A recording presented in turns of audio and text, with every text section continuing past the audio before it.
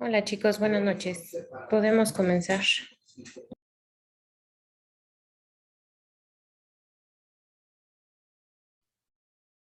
¿Me dejan compartir pantalla, por favor? Listo, Fer, ya.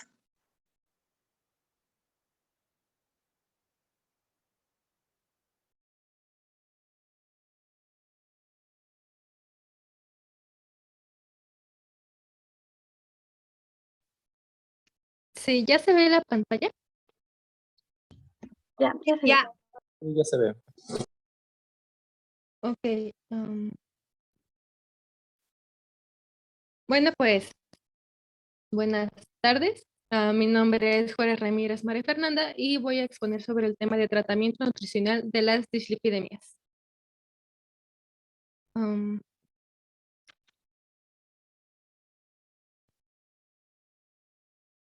ok. Bien, empecemos definiendo qué son las dislipidemias. Pues es el conjunto de enfermedades asintomáticas en la mayoría que tienen en común que son causadas por concentraciones elevadas de lipoproteínas. Bueno, este es un esquema del metabolismo de las lipoproteínas, pero no nos vamos a enfocar en eso, nos vamos a enfocar en alimentación.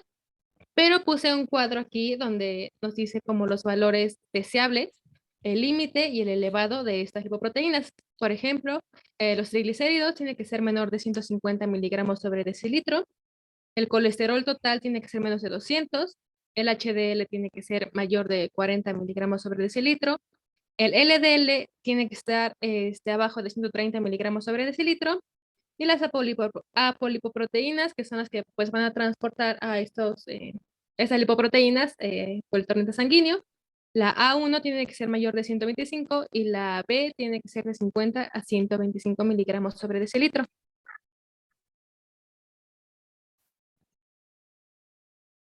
Para esto, las conductas de riesgo nutricional, es muy importante tener en cuenta que la enfermedad cardiovascular es la principal causa de muerte en el mundo, ya que causa 12.5 millones de muertes al año y se espera que en el 2030 hayan 22.2 millones de muertes por esta enfermedad cardiovascular. Y algunas conductas de riesgo que nos generan esta enfermedad, o sea, las dislipidemias, puede ser el tabaquismo, la hipertensión, ya sea que, bueno, es mayor de 140 sobre 90 miligramos de mercurio, o en pacientes que reciben tratamiento con antihipertensivos, el HDL bajo, antecedentes familiares antecedentes familiares con una enfermedad coronaria prematura y la edad, que en los hombres sí es común que aparezca en mayores de 45 años y las mujeres mayores de 55 años. También es muy importante recordar que hay factores de riesgo modificables y no modificables. Los no modificables, por ejemplo, son los antecedentes personales de enfermedad cardiovascular, antecedentes familiares de enfermedad cardiovascular que se presente en el sexo masculino, el estado posmenopáusico y la edad. Y los factores modificables son la hipercolesterolemia, la hipertensión arterial, la obesidad, diabetes, sedentarismo, el tabaquismo, los hábitos alimentarios, que es lo que nos vamos a enfocar, el estrés y el consumo excesivo de alcohol. Bien, la guía de práctica clínica nos dice que el tratamiento no farmacológico, pues es el primero como la educación del estilo de vida saludable, la promoción de una actividad física, el manejo del estrés, evitar el tabaquismo y la orientación de factores de riesgo psicosocial. Además de tratamiento con ejercicio, ya que nos recomienda realizar 150 minutos de ejercicio moderado o 75 minutos de ejercicio intenso a la semana. Pero, ¿qué es un ejercicio leve o intenso? Bueno, pues la guía de práctica clínica nos dice que leve es caminar a una velocidad menor de 4.7 kilogramos por hora o realizar actividades domésticas ligeras, por ejemplo, como trapear o subir las escaleras de la casa, y esto nos va a aumentar la frecuencia cardíaca máxima de un 50 a un 63%. Una actividad moderada va a ser caminar a una velocidad de 4.8 a 6.5 kilogramos por hora o andar en bicicleta a unos 15 kilómetros por hora. También se considera actividad moderada el cortar el pasto, bailar, realizar gimnasia acuática y que esto va a incrementar la frecuencia cardíaca en un 67 a 76%, 64, perdón. Y una actividad intensa ya van a ser, por ejemplo, correr, realizar maratones, andar en bicicleta más de 15 kilómetros por hora, realizar jardinería pesada, natación, tenis, y con esa actividad se va a alcanzar una frecuencia cardíaca máxima de 73 al 93%. Bien, pues como nos vamos a enfocar en la alimentación, aquí vamos a ver que este factor de la alimentación no solo va a generar cambios en los lípidos, va a generar cambios en un conjunto de factores que si es bueno o mala esta conducta, se va a reducir o aumentar el riesgo de enfermedad coronaria. Por ejemplo, la alimentación llega a afectar a los lípidos en el LDL y el HDL, los triglicéridos, en las lipoproteínas, también afecta la presión arterial, la tendencia trombogénica, en el ritmo cardíaco, la función endotelial, a la sensibilidad a la insulina, el estrés oxidativo y el nivel de homocisteína. En todos estos factores nos va a afectar la alimentación.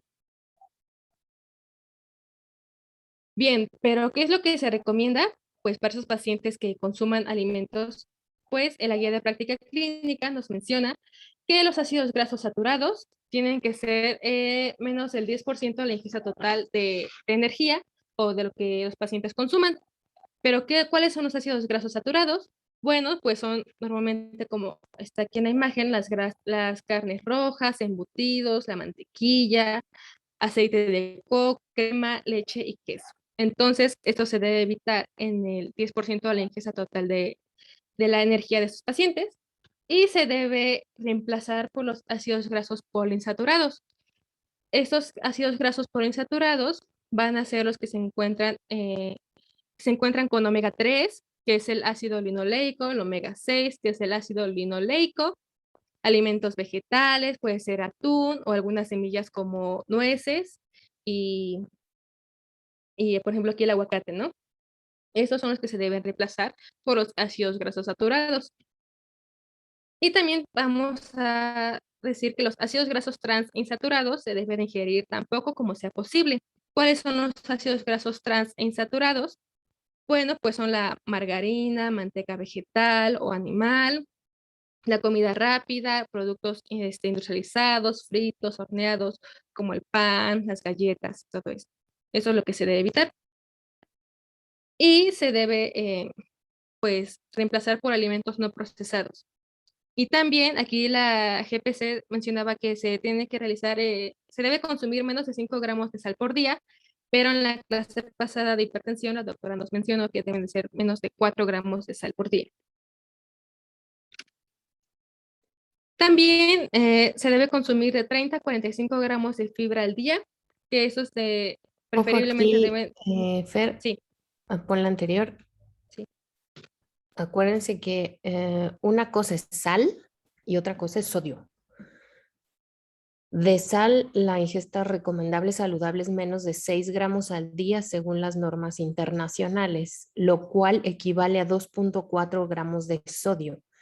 Es decir, de la sal, que es cloruro de sodio, el 33% es sodio. ¿Ok? Entonces, no se confundan ahí en las recomendaciones. La recomendación de sal, o sea, de cloruro de sodio, es de 6 gramos y la de sodio es de 2.4 gramos. ¿Por qué? Porque el 33% del cloruro de sodio es sodio. ¿Ok? ¿Sí quedó claro? Para que no confundamos ahí sal y sodio. sí, gracias, doctora. Vale.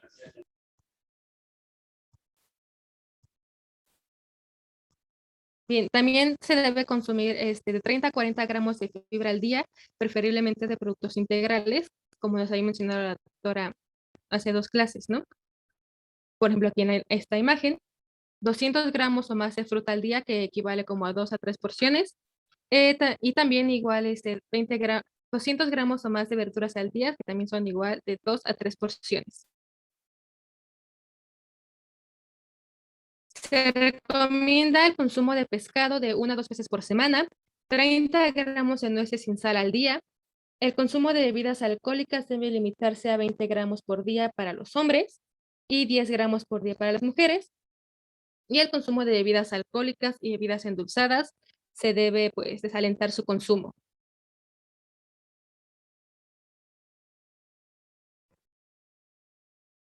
Bien, pero por qué exactamente esos alimentos se deben de consumir?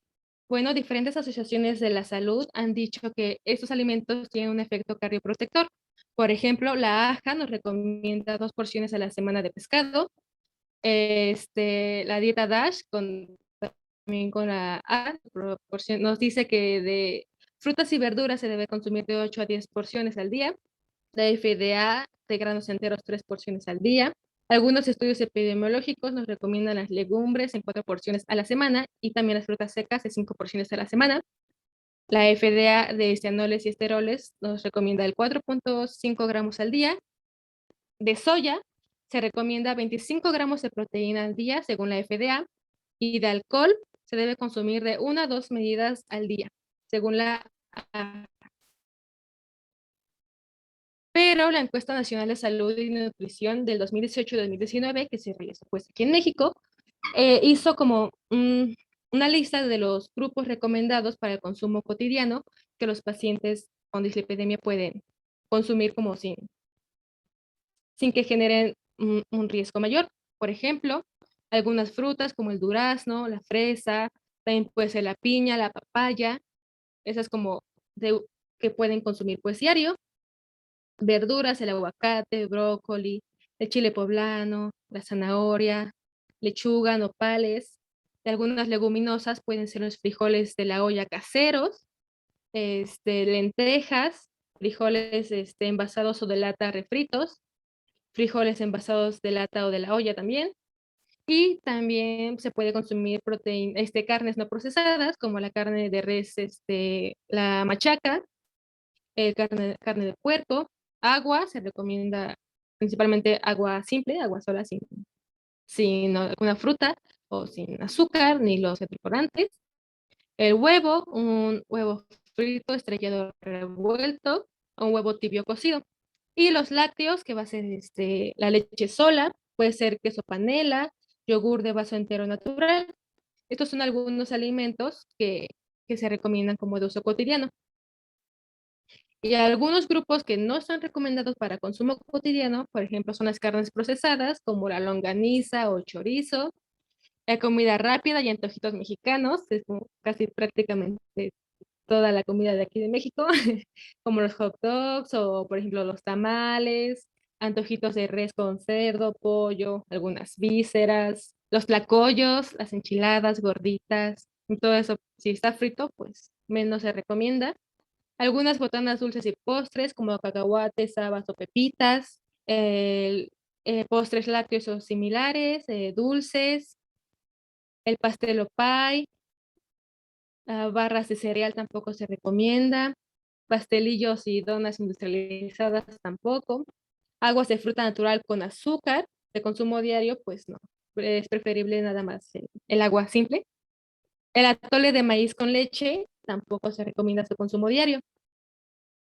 O sea, esto significa que nunca de los nunca te lo comas, pues no, ¿verdad? Pero que no sea pues todos los días o casi todos los días de la semana. Bien, pero qué contienen esos alimentos que nos hacen pues que se den en estos pacientes con dislipidemia? Bueno, pues por ejemplo, las frutas y verduras, eh, hay una asociación inversa entre el consumo de frutas y verduras y el riesgo cardiovascular. Entonces, entre más frutas y verduras consumas, pues disminuye las concentraciones de colesterol, principalmente las frutas y verduras que contengan hoja verde y con elevado contenido de vitamina C.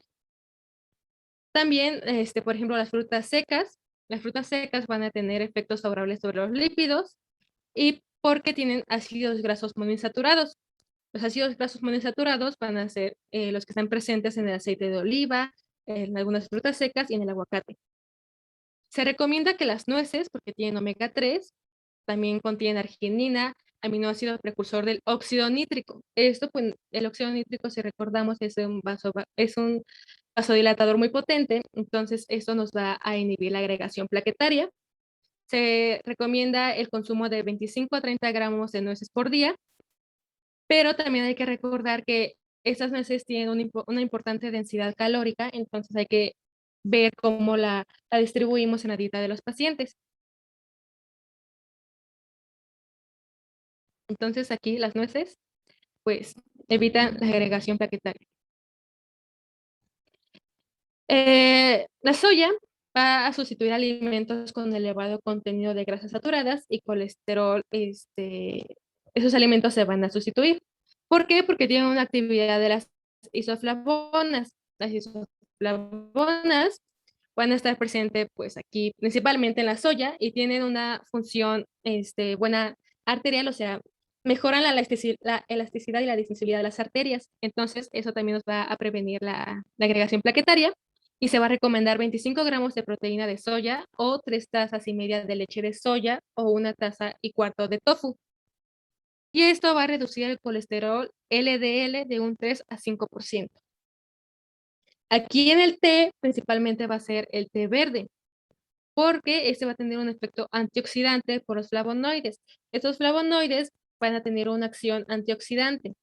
Estos flavonoides van a ser como los responsables que le den los colores pues a estas hojas y también nos van a ayudar a la acción antioxidante del LDL.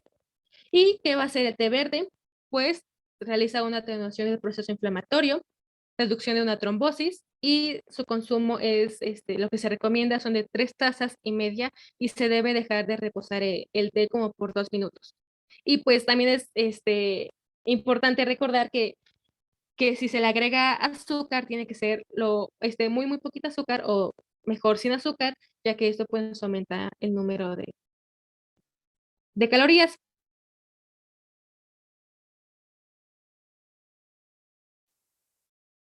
Es una fuente de flavonoides y tiene una acción antioxidante in vitro, o sea, también nos ayuda mucho para la acción de este cardiovascular y se recomienda su consumo de 38 y 125 gramos de chocolate.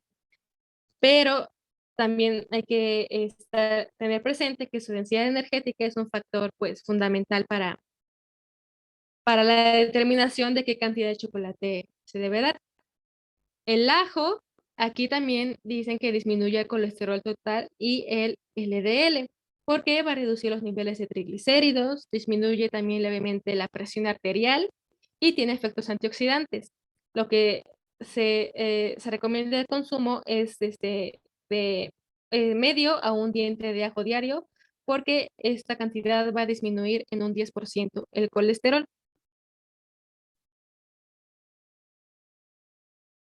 El alcohol, como ya he mencionado, se debe tener un consumo moderado de 1 a 2 medidas al día, perdón, o 30 gramos de etanol.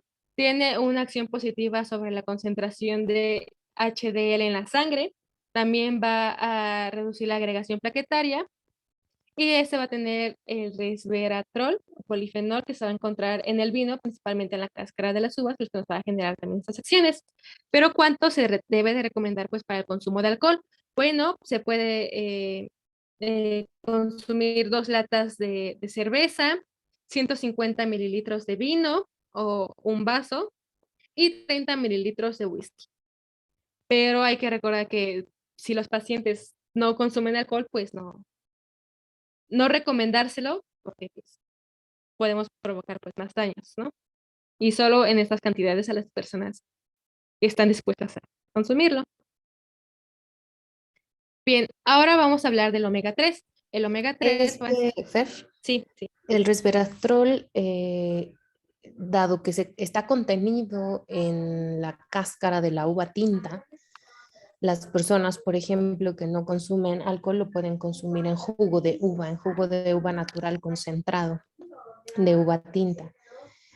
También, por ejemplo, los arándanos azules y el arándano propiamente también contiene grandes cantidades de resveratrol, por eso se llaman frutos rojos.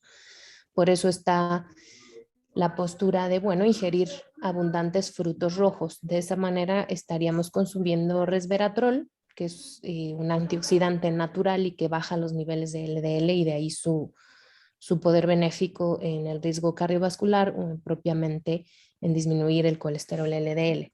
Entonces, no precisamente a la persona que no bebe, ¿verdad? Le vamos a recomendar pues que se eche Pero, su copita de vino todos los días, ¿no? Le podemos decir, bueno, puede consumir arándanos, puede consumir este jugo de uva tinta, etcétera.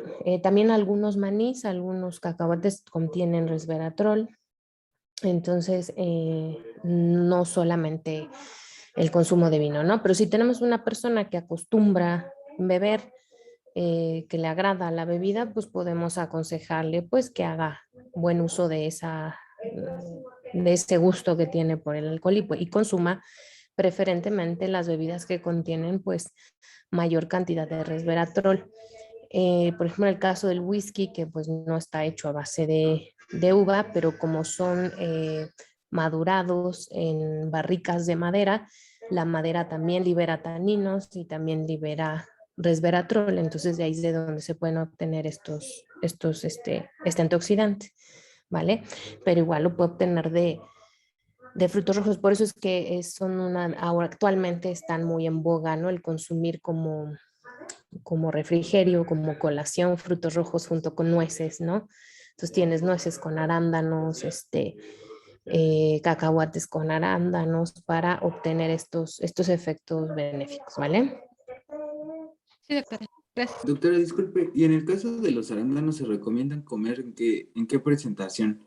Los Los arándanos. arándanos naturales, que son los agrios, porque si tú compras de los que venden en el Sams por kilo, son arándanos endulzados. Si ustedes se fijan, incluso hay una marca de botana que la venden como natural, perdón, no me acuerdo el nombre, creo que es Nature's Heart, que venden en los centros comerciales, incluso vean los de Starbucks que te venden ahí, dice que tu botana saludable, ¿no? Que trae nueces, arándanos, almendras, pero si se fijan, las nueces vienen saladas, tienen sal añadida y los arándanos tienen azúcar añadida, entonces esa botana es cero saludable. Las nueces, todos los frutos secos y todos los frutos rojos deben ser consumidos en su forma natural. Por eso se mezclan, por eso se tiende mucho a mezclar el fruto rojo con el fruto seco, para que eso agrio que tiene el arándano azul, las blueberries, las fresas, las moras, más o menos se equilibre la acidez junto con los frutos secos, pero eso debería de ser en su forma natural. Los arándanos no sé si han tenido oportunidad de comerlos al natural, son súper, hiper agrios, ácidos. Las parótidas te duelen de la acidez del arándano. De hecho, no sé si han tenido oportunidad de leer la guía de práctica clínica de infección de vías urinarias. Se recomienda que el paciente consuma agua de arándano natural porque es tan ácido que llega a acidificar la orina. Entonces, una de las medidas que se utiliza para prevención y tratamiento de infección de vías urinarias es acidificar la orina y una manera natural de hacerlo es consumir agua de arándanos o de Jamaica sin azúcares añadidos. Entonces, la mejor manera de consumirlos es en su forma natural o agria o ácida, porque si ustedes ven los Ocean, ¿cómo se llaman? Creo que sí lo son los Ocean, que vienen por kilo de Sams, etcétera, están azucarados, tienen azúcar añadida precisamente para disminuir esa acidez que tienen. Entonces, esa es la mejor forma de consumir los naturales. Son pocos los lugares donde los venden naturales, ¿eh? Generalmente en los mercados muy grandes donde venden mucha fruta y semilla, porque en el súper no van a encontrar los naturales. Gracias. Entonces, ahí lo cambió. Ya.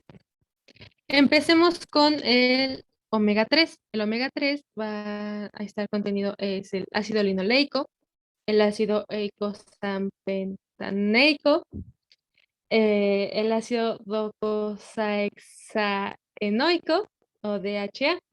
Estas son grasas insaturadas del grupo omega 3 y 6 que van a contribuir a mantener los niveles normales de colesterol sanguíneo.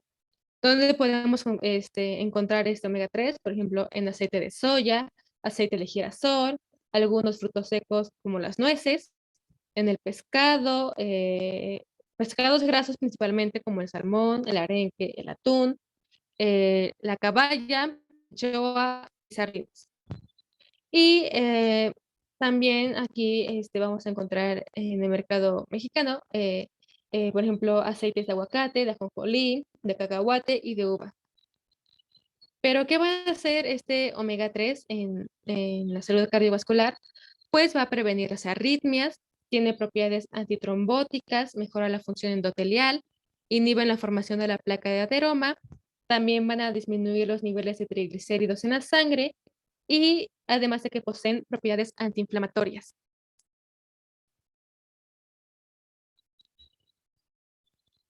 Por ejemplo, el ácido alfa-linoleico se encuentra principalmente en el aceite de soya y de canola, las semillas de lino, en la chía y los vegetales de hoja, bueno, aquí era hoja verde. En los de origen marino está el eicosan pentaenoico y el docosahexaenoico, que comen atún, caballa, sardina, salmón, arenque, mariscos.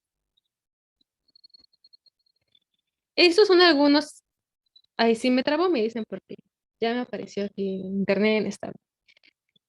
Pero, por ejemplo, aquí hay varias imágenes de algunos aceites del mercado mexicano que nosotros vamos a encontrar, por ejemplo, aceite de ajonjolí, como ya había mencionado, que vamos a encontrar el campo vivo, en el aceite de cacahuate está el aceite de Inés, el de aguacate está el de Acahuicatlán, y aquí hay algunos que están marcados como que están adulterados, porque estos no van a cumplir con las reglas que genera, que se supone que deben ser las aceptables para el consumo. ¿Por qué? Porque estos aceites normalmente, bueno, casi la mayoría de los aceites que nosotros consumimos tienen un punto de humo, que este punto de humo tiene que ser alto y se empieza a hacer este punto de humo como a una temperatura de 180 grados de grados centígrados. Si nosotros empezamos a dejar que este aceite empiece pues a sacar humo, que se empiece como a quemar, se supone, esto va a generar que libere radicales libres, lo que nos va a generar pues demasiados problemas a la salud. Entonces es muy importante tener en cuenta el punto de humo de cada aceite. Por ejemplo, los más conocidos es el capullo y el capullo procardio, el que te cuida más el corazón, como así dice en el comercial, que ese es un aceite de canola. Eso también está el aceite vegetal comestible, que está, por ejemplo, el ave, y el aceite de oliva, es de marca de El Olivo o La Gitana. Y hay que tener en cuenta, bueno, aquí les puse de dónde lo saqué, de la revista del consumidor del 2019 que se hizo esta encuesta, para que vayan, si quieren les paso luego el PDF para que revisen cuáles son los aceites que no cumplen con las reglas con las que debe ser para su consumo. Y todos estos se encuentran en el mercado mexicano. Por ejemplo, estos que son productos que no son auténticos o que están adulterados. Hay que tener pues, precaución cuando vayamos. Bueno, no sé si ustedes van a la despensa o sus papás, pero por ejemplo, el San Lucas, el Cate de mi corazón es adulterado, el Avocare, otra vez el Cate de mi corazón, el San Lucas, pero ya son de aguacate y aquí es de uva, el Caporo, y así. Si quieren, luego les paso el PDF para que vean.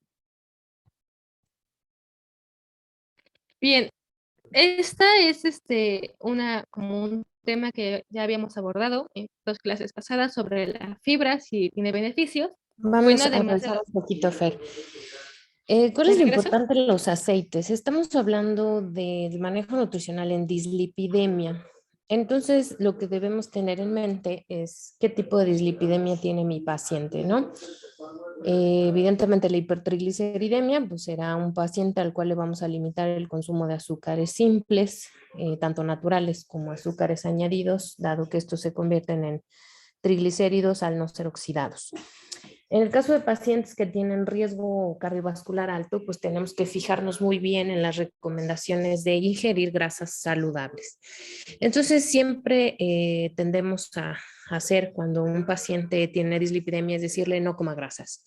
En realidad, esa no es la postura. Ninguna guía dice que el paciente debe de evitar el consumo de grasas, sino más bien elegir las mejores grasas, las más saludables, porque estas le van a ser benéficas. ¿Cuáles son esas grasas saludables que debe elegir?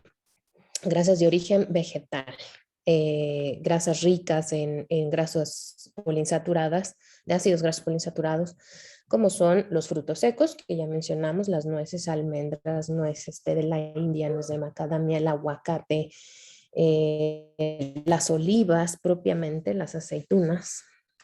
Puede obtenerlo también de origen animal, sobre todo de los peces de agua helada, ¿no? No siempre salmón, porque siempre le decimos al pobre paciente que apenas gana un salario mínimo al día, pues que consuma salmón y eso está pues pesadísimo, ¿no? Pero en México tenemos la trucha arcoíris, que es un pez de agua fría, la caballa, que no es un caballo hembra, sino es un tipo de pez. Pueden ser sardinas que contienen el bacalao, también es un pez que tiene abundante grasa poliinsaturada, aunque tiene mucha sal, entonces ahí se limita un poco su recomendación. Y uno de los puntos es qué aceite, cómo usar los aceites. Los aceites que le vamos a recomendar al paciente no son para freír. Número uno, si yo le voy a recomendar un aceite a mi paciente, no es para que fría sus pechugas, ¿ok? Es para que lo coloque como aderezo en ensaladas. ¿Cuál es el aceite más recomendable de todos? Es el de aceite de oliva extra virgen, pero debe ser en su forma cruda. Es decir, así como viene en la botella, lo vierto en la ensalada o preparo una vinagreta y así lo consumo. ¿Por qué? Porque como decía su compañera, por ejemplo, en el caso del aceite de oliva extra virgen tiene un punto de quemado bajísimo, entonces es un aceite que rápidamente llega a su punto de humo y empieza a liberar radicales libres. Entonces, el aceite de oliva extra virgen es el peor de los aceites si lo vas a usar para calentar o para freír. Entonces, jamás nunca recomendar eso, ¿no? Y hay personas que esto no lo saben. Dicen, no, si yo cocino, yo me frío mis pechugas con aceite de oliva extra virgen. Pues preferiríamos que usaras capullo, que es de canola y tiene un punto de quemado mucho más alto y libera menos radicales libres que a que lo hagas con aceite de oliva. Pero definitivamente al paciente le vamos a prohibir que haga fritos, capeados, asados con aceite, etcétera. Entonces, el aceite que vamos a recomendar es puramente, quizá a veces para un poquito el guisado, para darle un poco de sabor, mientras sea dentro de la dosis, dentro del equivalente que es una cucharada. En el caso de todos los demás aceites que tenemos de uva, de ajonjolí, de aguacate, también son aceites con un bajo punto de quemado. Esos son aceites que no se recomiendan para freír, se recomiendan para guisar a fuego bajo, a fuego lento. Jamás nunca poner a calentar uno de estos aceites en el sartén porque inmediatamente empezamos a liberar radicales libres. Ahora, número 2, todo aceite que es utilizado una vez tiene que ser desechado.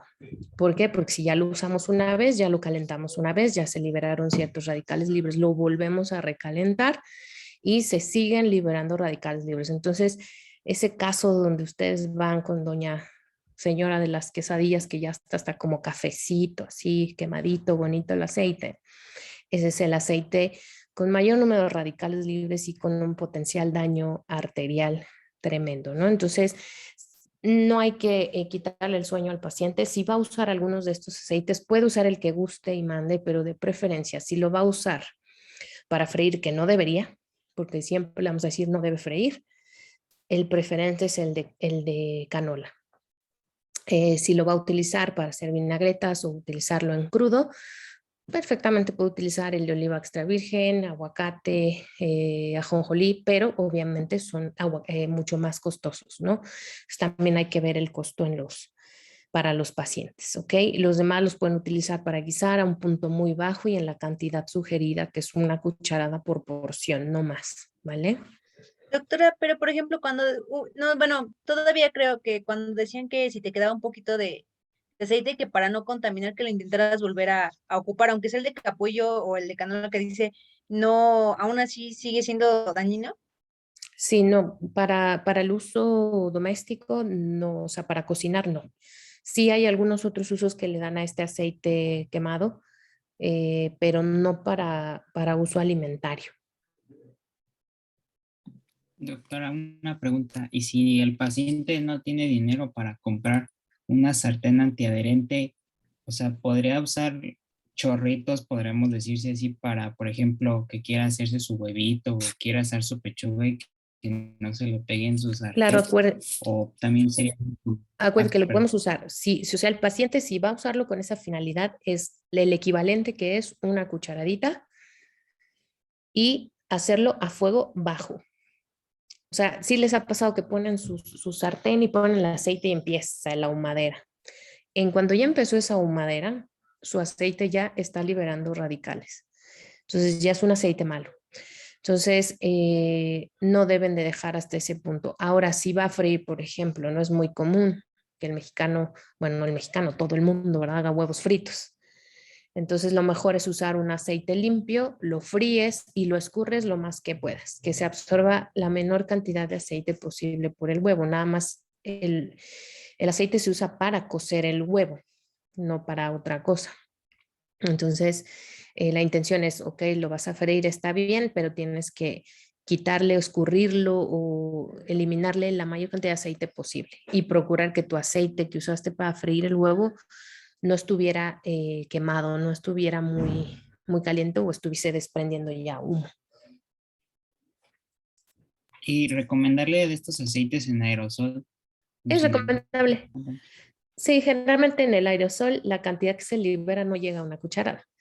Entonces, se pueden utilizar como alternativas.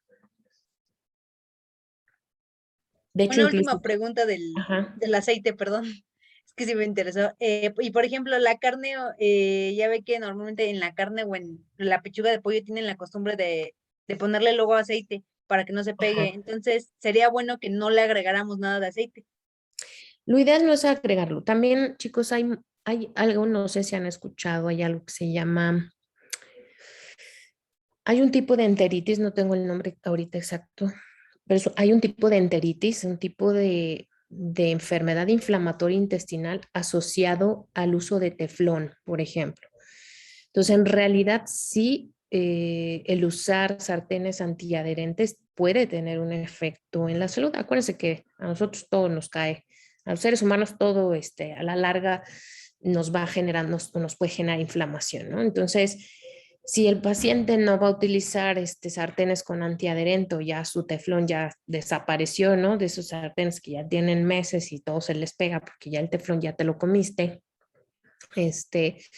sí se puede utilizar, pero vuelvo a lo mismo, no superar una cucharada de aceite, que sería su ración de aceite, y que este aceite no llegue al punto de quemado.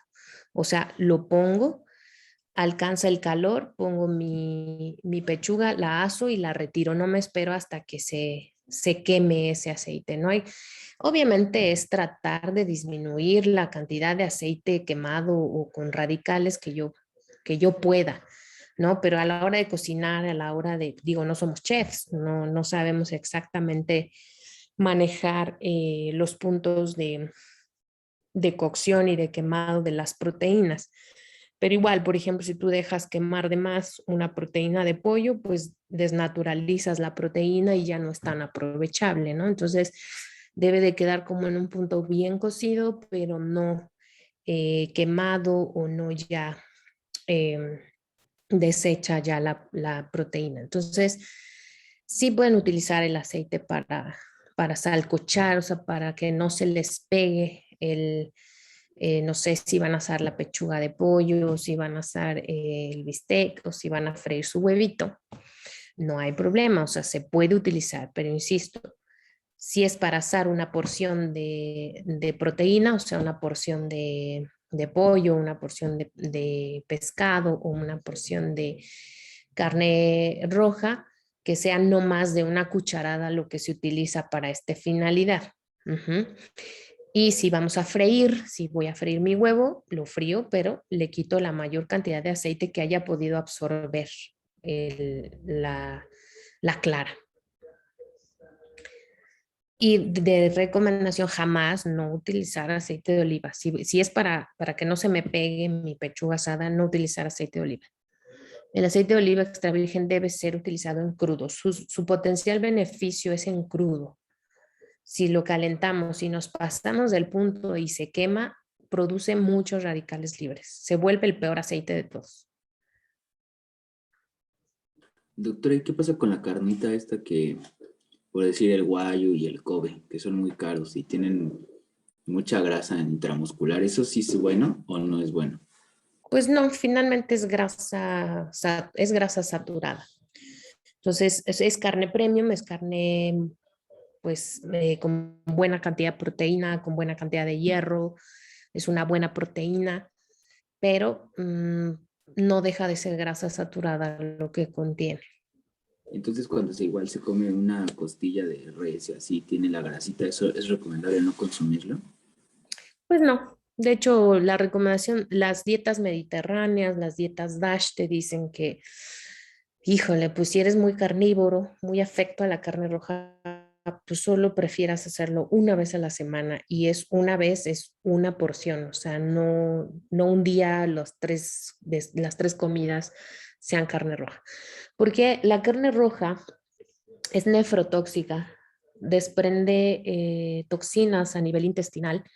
Estas se absorben en el intestino, llegan al riñón y le causan daño. No es tanto que te dañe el riñón la proteína, sino son unas toxinas que libera la proteína, la carne de res en el intestino, se absorben y eso es nefrotóxico.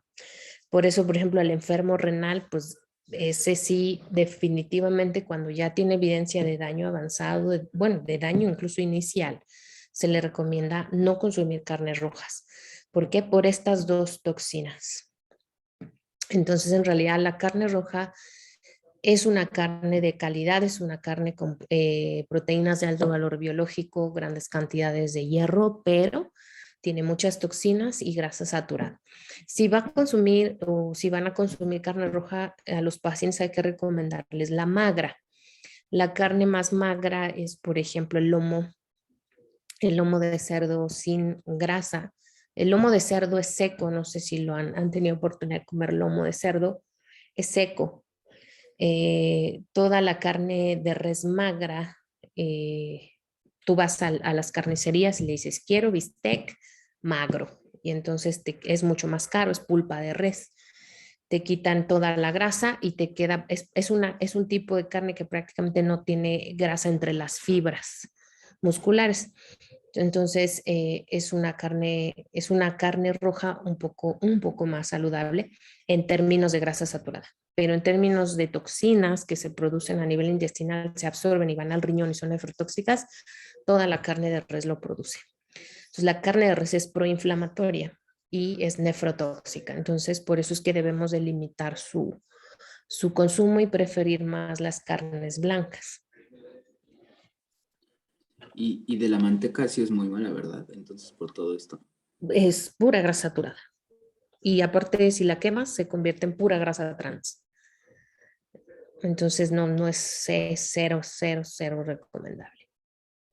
Digo, saben muy buenas las gorditas y los sopecitos y los tlacoyitos saben deliciosos con manteca y es parte aún de nuestra cultura mexicana.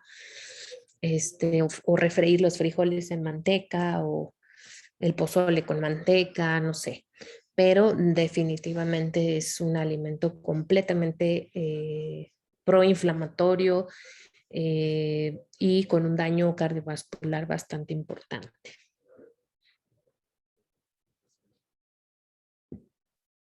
Doctora, uno se ha puesto mucho como de moda que se llama ghee, que es como una mantequilla clarificada y dicen que es mejor cocinar con eso, pero ¿sí es cierto o no?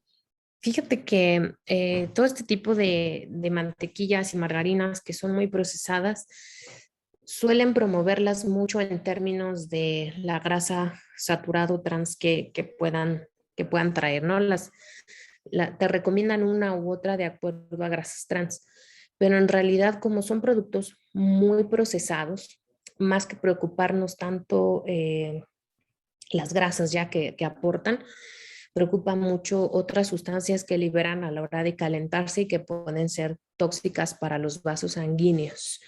En realidad, pues realmente este tipo de grasas se recomiendan en muy poca cantidad. O sea, tú puedes utilizar tus mantequillas o tus margarinas de manera ocasional, una vez a la semana, en algún alimento que, bueno, el paciente particularmente quiere utilizar estos sabores, pero no se recomiendan como parte de las grasas buenas. O sea, nadie va a recomendar como parte de una alimentación cardiovascular saludable el uso de este tipo de, de grasas porque son completamente industrializadas. No, la 8 no la conté. Doctora, una pregunta. ¿Qué opinas Ajá. sobre los términos medios de la carne, de los cortes de carne? Bueno, en realidad ya es cuestión como de, más es un gusto culinario que una cuestión de salud. En cuestión de salud, la carne roja debe de estar bien cocida, sobre todo por el tema de los cisticercos. Aunque no lo crean, en nuestro país la cisticercosis, neurocisticercosis es más común de lo que nos imaginamos. Y en términos de salud, la recomendación, y no solamente por cisticercosis, por muchas otras bacterias, estafilococos, salmonelas, hepatitis, muchas bacterias que hay, que puede haber en los alimentos, ¿no?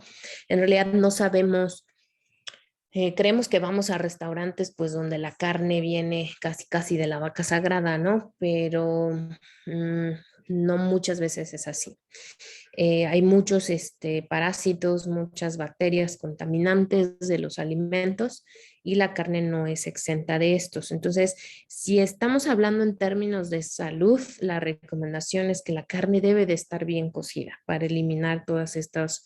Acuérdense que una de las reglas universales de la buena alimentación es que sea una alimentación segura y eso incluye pues que no contenga bacterias.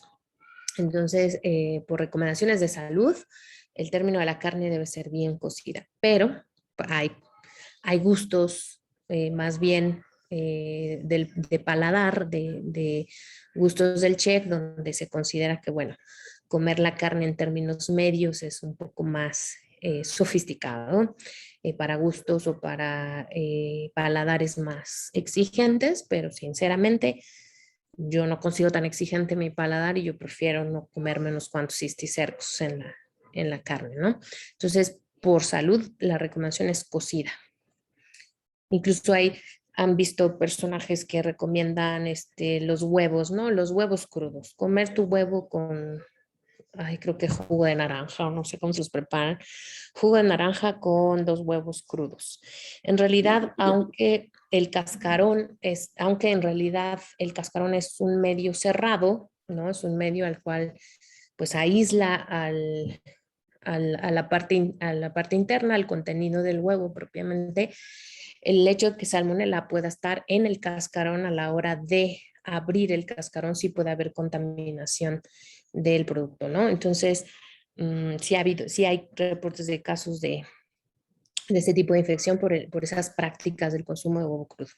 Entonces, no debe ser una práctica, ¿no? Pero también los quesos de rancho, los quesos que no tienen una certificación de elaboración, pues pueden estar contaminados, ¿no?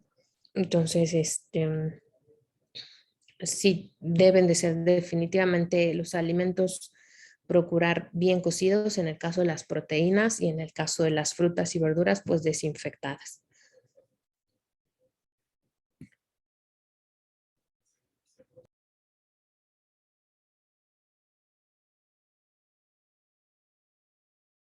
¿Continuamos? Sí. Vale. Bueno, pues ahora la fibra. es que es en realidad que tiene beneficios. Bueno, pues los granos enteros son una principal fuente de fibra dietética, como ya lo había mencionado la doctora, y tiene efectos neuroprotectores por su aporte de folato, también vitamina B6, vitamina E y numerosos fitoquímicos. Estos fitoquímicos van a ser agentes antioxidantes. Su efecto reductor sobre el colesterol es en el de LDL y se recomienda un consumo de 5 a 10 gramos de fibra, que es fibra soluble, y disminuye el colesterol LDL en un 5% aproximadamente. También porque contiene avena y las pectinas también son algunas fibras. Entonces, de 5 a 10 gramos disminuye aproximadamente un 5% colesterol LDL. Bien, aquí ay, no lo puedo cambiar. Ya. La avena, ¿ese es verdad que disminuye el colesterol? Bueno, pues busqué varios artículos y que se explica muy bien. Es porque lo encontré en PubMed. Aquí está la ficha bibliográfica. Y es porque numerosos estudios señalan que el consumo de un mínimo de 3 gramos al día de betaglucanos que están presentes en la avena de forma regular como parte de una dieta con bajo contenido en grasa saturada y colesterol nos puede contribuir a disminuir el riesgo de una enfermedad coronaria, o sea, disminuyendo el colesterol sanguíneo. Entonces, su efecto es por en este caso, los betaglucanos que contiene la avena. No sé si han percibido cómo la avena la mojas y se percibe como babosita, ¿no? Igualmente que la Sí. chía. Esa parte babosita de la avena, de la chía, esos son los betaglucanos. Por eso es que se llama fibra soluble. Es una fibra que absorbe agua, es una fibra que necesita agua para hacer su efecto. Es decir, la avena, la chía tienen que ser hidratadas para que el betaglucano pueda hacer su efecto de absorber el colesterol en el intestino. Si se fijan, pues es algo que ya está demostrado, está efectivamente demostrado científicamente que estos betaglucanos ayudan a disminuir el colesterol que te hayas comido, ayuda a disminuirlo. Pero si tú te comes tu gordita de chicharrón frita y pides un agua de avena, no porque estés tomando tu agua de avena, no va a tener efecto el colesterol que estás consumiendo en tu gordita de chicharrón. Entonces, hay que hacerle conciencia a los pacientes que por más avena que se coman, si no dejan o no disminuyen la cantidad de colesterol que consumen, pues va a dar igual que se la coman o no. Entonces, no es una buena recomendación decirle coma de avena en la mañana, avena en la tarde, avena en la noche. ¿Por qué? Porque también contiene carbohidratos. Entonces, si este paciente tiene, además de hipercolesterolemia, tiene hipertrigliceridemia, en lugar de un efecto benéfico, tendrá un efecto no deseable porque puede incrementarle los triglicéridos. Continuamos. Sí. Ya. Y ahora, ¿el huevo aumenta el colesterol? Bueno, pues también lo busqué en el PubMed, varios artículos y de todos los que leí, prácticamente todos dicen lo mismo, pero pues puse que también encontré en el PubMed, y decía que en general los estudios de intervención recientes con huevo demuestran que el colesterol dietético adicional que está pues en el huevo no va a afectar a los lípidos séricos. Entonces, en algunos casos, hasta parece mejorar los perfiles de partículas de lipoproteínas y la funcionalidad de HDL. Eso recomienda entonces una ingesta de un huevo en el desayuno, por ejemplo, y no nos va a provocar un aumento ni excesivo ni así que nos vaya a provocar alguna enfermedad sobre los niveles o concentraciones de colesterol. Creo que estamos perdiéndote, Fer. Ay, ¿ya me escuché bien? Bueno, ojo aquí Ya. lo que quiere decir Fer es que no es necesario decirle al paciente, deje de comer huevo. Ajá. En realidad estos estudios que hicieron es con un consumo de un huevo al día, que es como la porción recomendada de huevo al día. Yo los invito a que se hagan un huevo revuelto. Prácticamente pareciera que desapareció tu huevo y que es una cucharada de huevo lo que te vas a comer. Entonces, ¿dónde está el problema con el huevo? En la cantidad de huevo que hace el paciente. El paciente se hace 3 huevos revueltos y le pone tocino. Y aparte le pone aceite para que no se pegue el huevo en el sartén. Entonces, es la cantidad de huevo, la forma en que lo está preparando y con qué lo está acompañando. Entonces, en realidad el huevo no es asesino, no es malo, no hay que satanizarlo. El huevo es muy nutritivo, tiene gran cantidad de vitaminas, gran cantidad de proteína, una proteína muy buena, tiene un colesterol que es necesario para que hagamos hormonas en nuestro cuerpo. El problema, como en todo, la mayoría de veces es la cantidad, la forma en que lo preparo y con qué lo acompaño. Entonces, no tenemos que decirle al paciente, va a dejar de comer huevo ni lo vea porque nomás de verlo se le va a subir el colesterol. No, pero sí hay que concientizarlo que tiene que consumir un máximo de un huevo al día. ¿Por qué? Porque los estudios se hicieron con eso. No agarraron pacientes que comían 4 huevos y dijeron, si el huevo no les pasó nada. No, están hablando del consumo diario recomendado de huevo, que es una pieza. Entonces, lo que podemos hacer es que como el paciente no se come una pieza de huevo al día, es decirle, bueno, entonces coma 2 huevos cada 2 días o 3 huevos cada tercer día, máximo. O 3 huevos a la semana. 3 huevos cada 3 días, perdón. Para así juntar esa pieza de huevo que podría comer todos los días, pero que la verdad un huevo pues se convierte prácticamente en nada cuando lo cocinas, merma mucho. Sin embargo, bueno, las posturas actuales son que si tu paciente de plano está muy mal de colesterol, pues es que sí, por un tiempo trates de evitarle esta fuente. Trates de evitarle, más no satanizar al huevo. En personas sanas, personas que no tienen problemas con los lípidos, etcétera, no hay ninguna razón por la cual prohibir el consumo de huevo. Simplemente es como en todo, racionar, dar las cantidades apropiadas. Ok, continuamos. Sí. Ay, no cambia. Bien.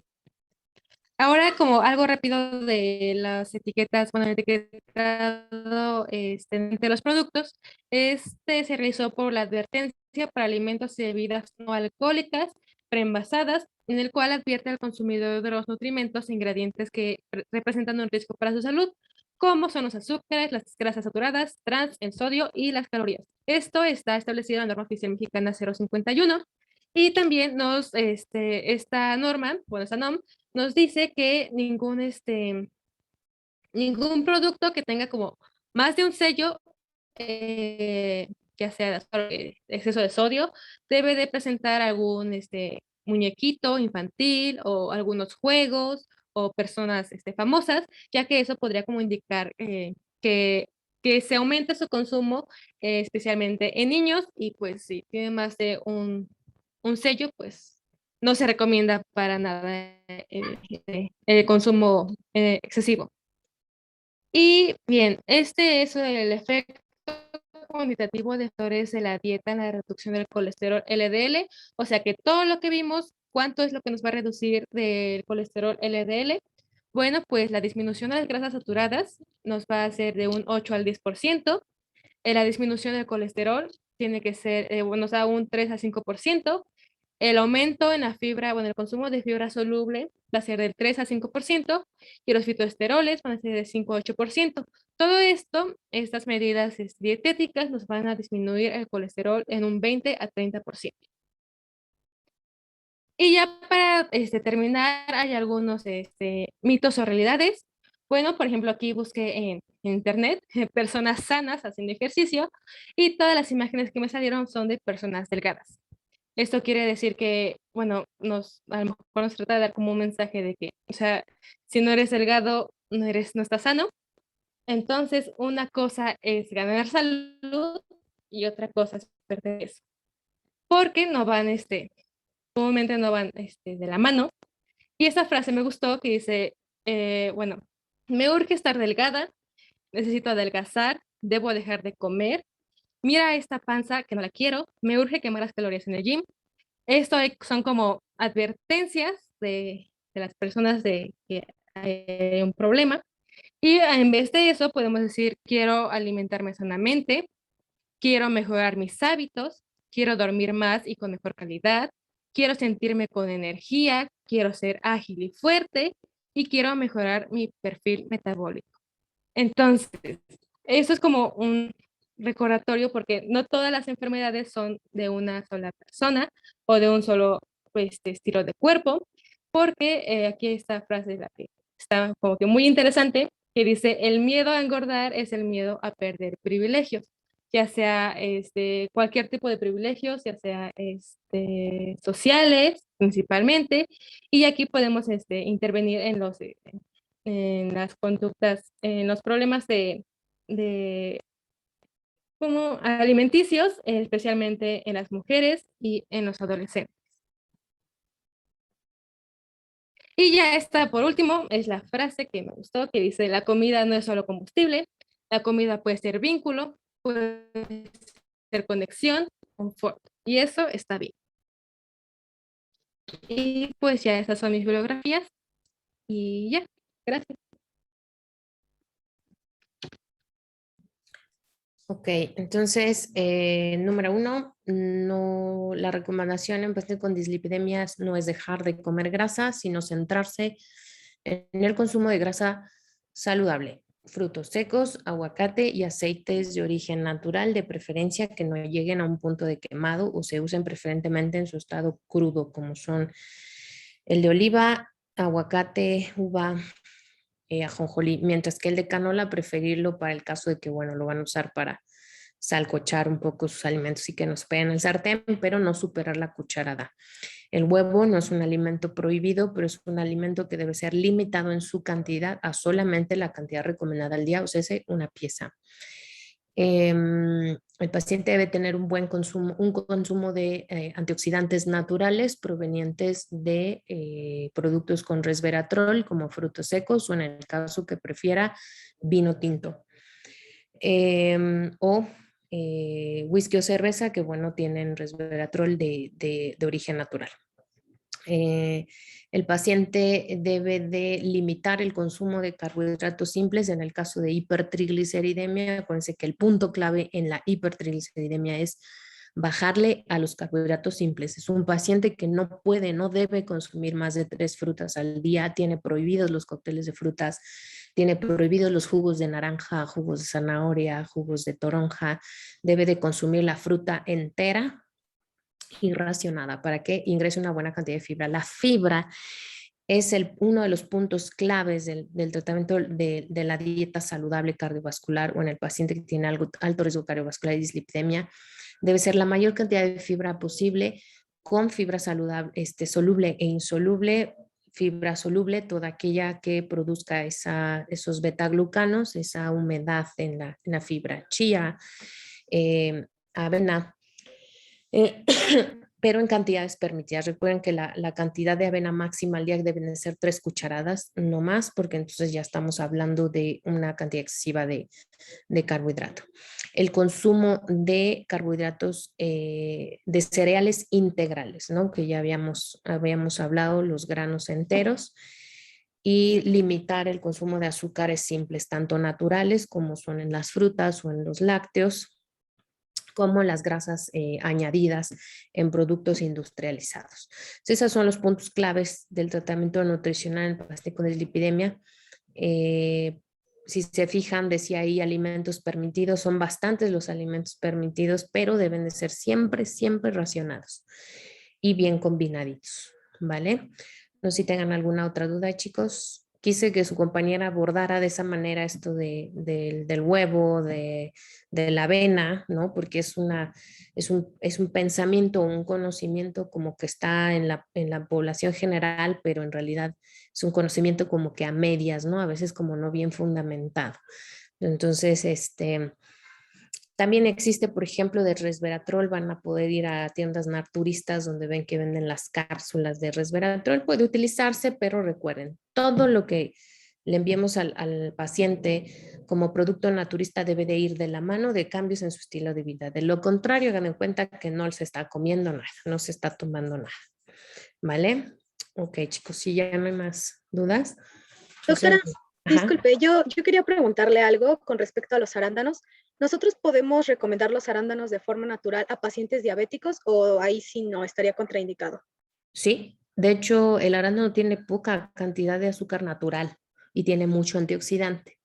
Y es un alimento que además les va a acidificar la orina, aporta zinc, tiene B2, tiene